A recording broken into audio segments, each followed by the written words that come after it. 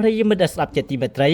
នាវាមួយទឹកសហរដ្ឋអាមេរិកបាញ់កំទេចនាវាចម្បាំងអ៊ីរ៉ង់នៅជិតស្រីលង្កាស្លាប់ទាហាន87នាក់សង្គ្រាមនៅដើមបូព៌ាកំពុងតែរៀលដាលកាន់តែឆ្ងាយហើយនៅថ្ងៃពុធទី4មីនានាវាមួយទឹកសហរដ្ឋអាមេរិកបានបាញ់គ្រាប់តពីកំទេចនាវាចម្បាំងមួយគ្រឿងរបស់អ៊ីរ៉ង់ដែលកំពុងតែធ្វើដំណើរនៅក្បែរឆ្នេរស្រីលង្កាយ៉ាងហោចណាស់មានទាហានជើងទឹករបស់អ៊ីរ៉ង់ស្លាប់ចំនួន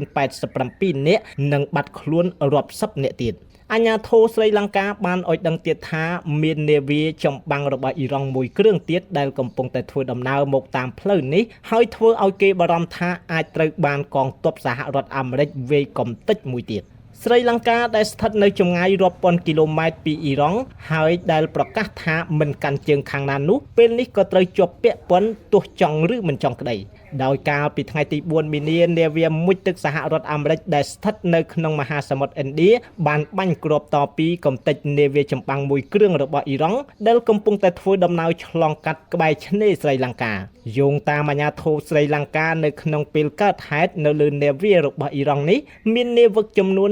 130នាក់ដោយក្រុមសង្គ្រោះស្រីលង្កាបានបើកប្រតិបត្តិការស្រង់បានសាកសពទាហានរបស់អ៊ីរ៉ង់ចំនួន87នាក់និងអ្នករងរបួសធ្ងន់ស្រាលចំនួន32នាក់ហើយក៏កំពុងបន្តរុករកមនុស្សបាត់ខ្លួនដោយឡែកការពីព្រឹកថ្ងៃប្រហ័សនេះរដ្ឋាភិបាលស្រីលង្កាបានឲ្យដឹងដែរថាមាននាវាចម្បាំងអ៊ីរ៉ង់មួយគ្រឿងទៀតដែលកំពុងតែធ្វើដំណើរចូលមកជិតក្បែរដែនទឹកស្រីលង្កាហើយធ្វើឲ្យគេបារម្ភថាអាចនឹងត្រូវបាននាវាមួយទឹករបស់សហរដ្ឋអាមេរិកបាញ់កំទេចមួយទៀតស្រីលង្កាបានអះអាងថាកំពុងតែរកវិធីដើម្បីជួយការពារអាយុជីវិតមនុស្សនៅលើនាវានោះដោយកាលពីរសៀលថ្ងៃទី4មីនាលោក Pete Hegseth រដ្ឋមន្ត្រីការពារជាតិសហរដ្ឋអាមេរិកបានធ្វើសន្និសីទកាសែតដោយលោកបានអះអាងនៅក្នុងន័យអួតថានេះគឺជាលើកទី1ហើយនៅក្នុងប្រវត្តិសាស្ត្របើរាប់ចាប់តាំងពីក្រោយសង្គ្រាមលោកលើកទី2មកដែលនាវាមួយទឹកអាមេរិកបានបាញ់គ្រាប់តពីកំទេចនាវាចម្បាំងឲ្យផ្ទុះលិចចូលទៅក្នុងសមុទ្រដ៏អស្ចារ្យបែបនេះទាក់ទិនទៅនឹងប្រតិបត្តិការវាយកំទេចសមត្ថភាពកងទ័ពអ៊ីរ៉ង់នេះលោករដ្ឋមន្ត្រីការពារជាតិអាមេរិកបានអះអាងទៀតថាអ៊ីរ៉ង់កំពុងតែបាក់កម្លាំងខ្លាំងណាស់និងជិតអស់អ្វីតដៃទៀតហើយ